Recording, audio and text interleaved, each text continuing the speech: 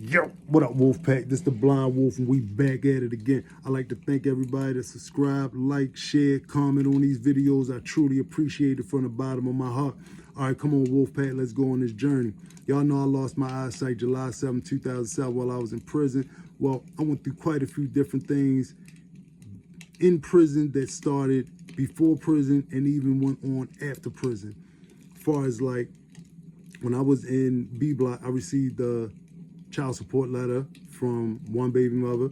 The next thing you know, I got another one from another baby mother. The next thing you know, I got another one from another baby mother. I'm like, man, there's nothing that I can do about this stuff while I'm in prison. But I guess they need, as much assistance as they possibly can get, and they got to do what they got to do to take care of these kids. And I'm not out there like that no more to be able to hustle, and mind you, I ain't gonna say that I'm the most wholesome dude in the world, because when I was out there and I was in the streets and I was doing what I had to do, if you a plug and you was the connect, and I felt like you didn't deserve what you had, I was gonna take it straight like that. And I wasn't gonna hide. I'm gonna be on the same block every day, and if you want it, come and get it. That's how I was living, and my baby mothers knew that, and they kind of liked that in me. But now I'm to the point where I'm losing my eyesight in prison, and my life has changed, and I got to learn how to read, write, walk a whole nother way than what I used to before. So I'm no longer that dude that was out here in the streets and I could bully my way through life. Like, I can't even get into a show enough fist fight with somebody unless, we straight on with each other and ain't no dancing involved, because if you can dance on me, you know what I mean, I don't got no peripheral. You gonna slide on about my eyesight, and it's nothing that I could really do except for listen to which direction you may be coming from, and that might be too late. So I'm all of this stuff running through my mind, and I'm in prison, and I'm dealing with the fact that, my baby mother is actually taking me downtown for child support. And I think to myself, when I was home and I was able to take care of this for this house, that for that house, I didn't have no problems with going in this house, that house, and I got 3 baby mothers.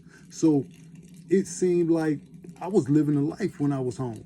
I could go anywhere, across town here, across town there, and I got somewhere to stay. And then I had other little spots that I was staying for. I was like, if I wanted to go slide up my mother house, my godmother house, my cousin's house, I had a homeboy house that I had my own room in, so I was all over the place at this time. And plus, keeping it 100, I was on the run for most of my kids' childhood, from them being babies up to about, my oldest son was about 7. I was on the run. And I would keep getting locked up, and they would give me bails and stuff and would let me out. That stuff used to trip me out, but that all caught up to me after a while. So now it gets to the point where I'm home and I'm going to this school and I'm learning how to use my cane, and I'm trying to focus on this stuff. I finally start receiving the SSI because I was living off of social service money, which is nothing to live off of in a month. I'm receiving $185 cash, $180 in food stamps, and every now and then when my baby mother would say something about my kids need this, my kids need, I'm going to sacrifice. I'm going to sacrifice that little bit of money, because I felt like, for the time that I had been gone, I was unable to really do the things that I would do if I was out here on the streets doing the things that I was doing before. But now I'm back home, daddy gonna be all right. So whatever they need, let's go and get that for them. And that's what it is. So it gets to the point where this one particular baby mother, she's pushing her limits with me. She's asking me to get her van fixed. I can't even get a ride in your van. She want me to put food in the house. And mind you, you done had children by other men. I'm not putting no food. If the kids that are mine need something, bring them to me. I will feed them. I will definitely feed them. But I'm not about to give you no money to go grocery shopping.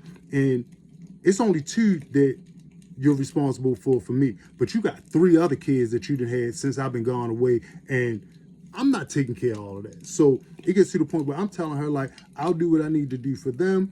I don't really have that much, but what I have, I will share with them. they need something to eat. I got something to eat over here. Bring them to me, and I'll take care of them. She was unable to do a lot of this stuff. She going through whatever little situation she going through in life. So now it gets to the point where she telling me, well, I'm going to take you downtown for child support. I'm going to take you downtown. You don't deserve that money, no way. So I'm like, man, that's crazy. So she actually does this. And like I said, now, at this time, I'm in school to learn how to use my cane. She finally takes me downtown. I get the letter while I'm first starting to learn how to use my cane, and I actually goes to court. So when I get into the courthouse, we don't go in front of an actual judge. We go in front of a master.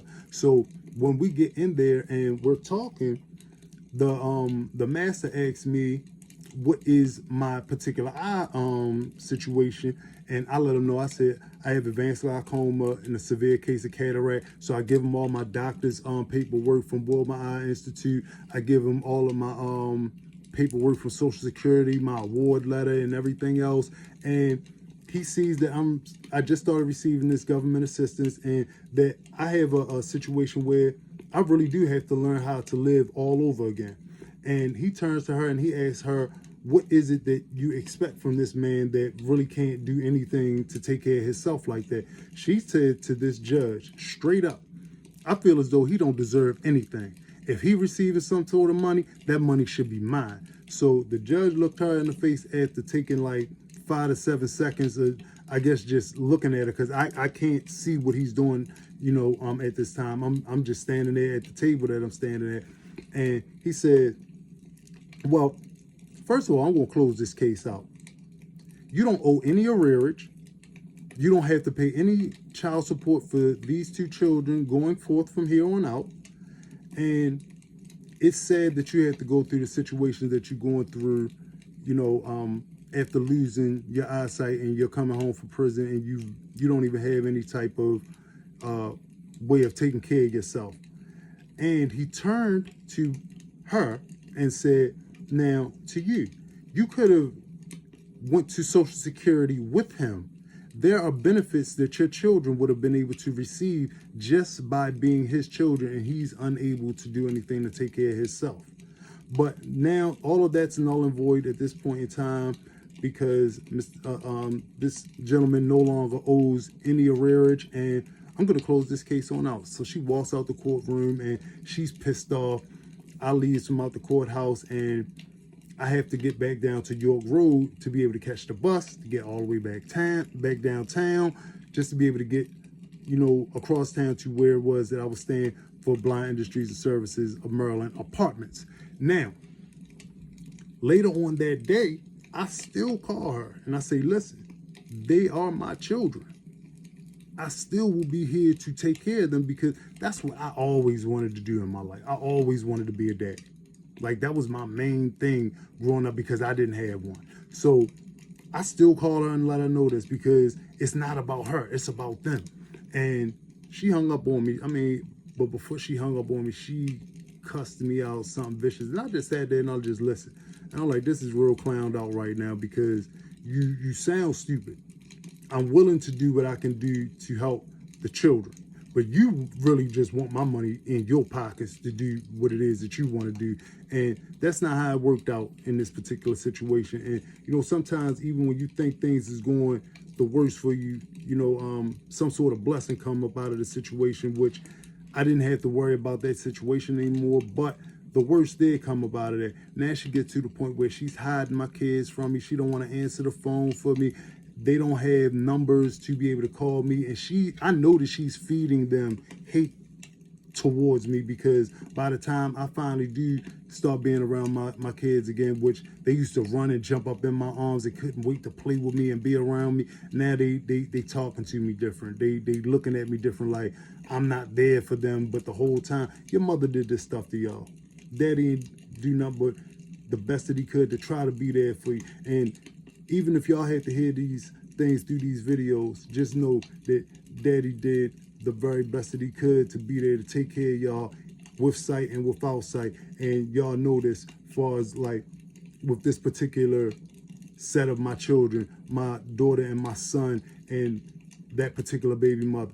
I even went down there to her mother's house to beef with her mother's husband, because now that I'm blind, you gangster, you want to be talking crazy to my son and actually putting your hands on my son when I'm unable to be able to see you like that. But I still came out there by myself blind, and you were scared to come out the house, and you ran out the back door, got in your van and got on up out of there because you knew I wasn't playing blind or not about my baby.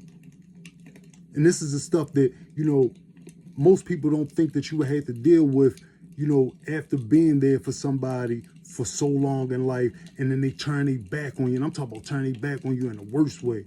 So you can go from being the sugar honey iced tea to you ain't sugar honey iced tea. And that's how this particular baby mother of mine actually started treating me. And I'm telling you, this really hurt, because I took a lot of time to take care of this particular person and be a good man to her when we were together.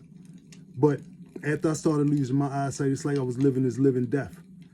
Everything was just starting to crumble and crack that I was building up in my life. And it was tearing me up because I couldn't get no relief. I couldn't get no relief. But I'm going to leave y'all with this.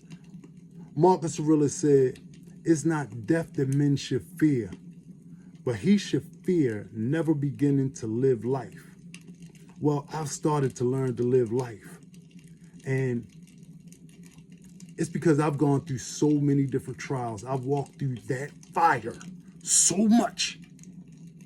And there's nothing that I feel right now is going to stop me from my destiny. My destiny is to sit in this chair, sit in front of this camera and tell y'all the things that I'm going through, because I'm pretty sure that if I'm going through it, it's so many other visually impaired, blind people, people in wheelchairs that are going through so many traumatic situations in their life that you would never believe how people are just playing with you just because you can't do what you used to do before.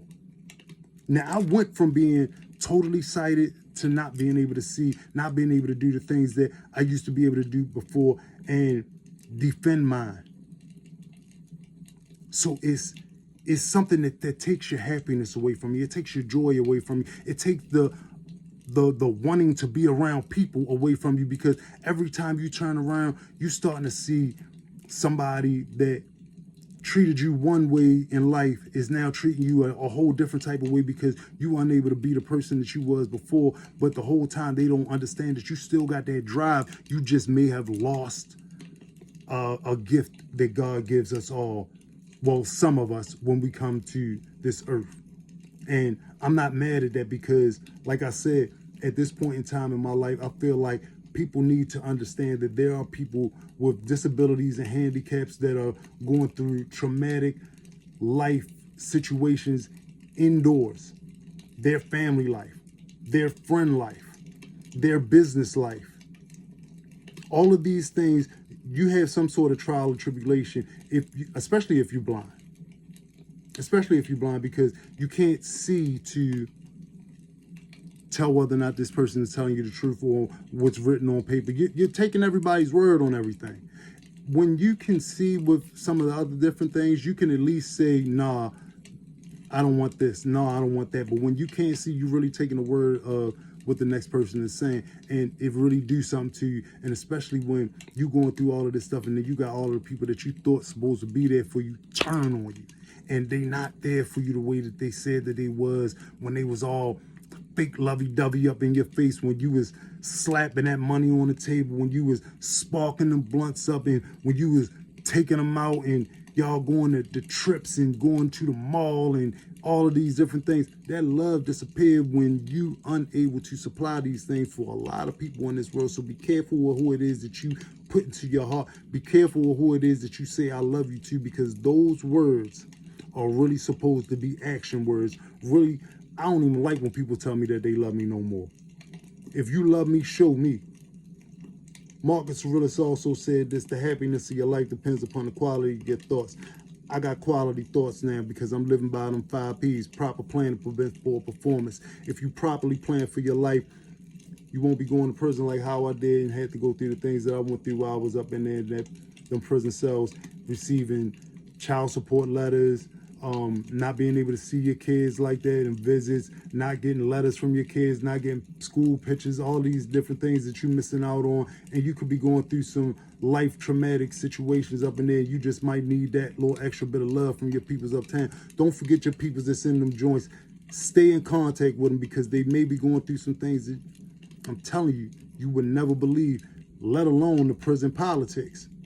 And then come home and still got to learn how to deal with new situations. If you're in a situation similar to mine, as far as not being able to see, you got to learn how to live life all over again. Y'all be strong. Y'all stay out there with y'all peoples and let them know that they not alone. And once again, here's your boy, Abdul Alim, a.k.a. Strokey Stokey. If you need somebody, put it in the comments. Holler at your boy. I'm always extending my hand, because it's not just me that I'm out here for. This the Wolf Pack, and the Wolf Pack is what I'm out here fighting for. The Wolf Pack is not just a name. This is a show enough fight that we in. This is a show enough fight that we in, because it's a world of people that love to build their courage up on trying to take advantage of those that are at a disadvantage.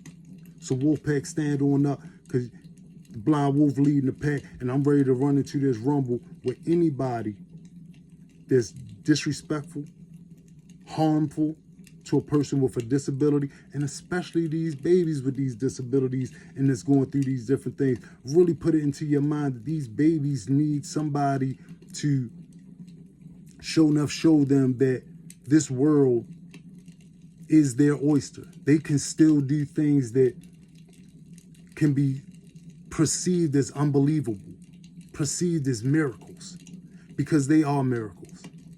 And they got something inside of them that the world need to see, just like I got something inside of me that the world need to see, just like you got something inside of you that the world need to see. Live by them 5 Ps, proper plan to prevent poor performance, plan for your life, and make it a show enough, what is the word that I'm looking for?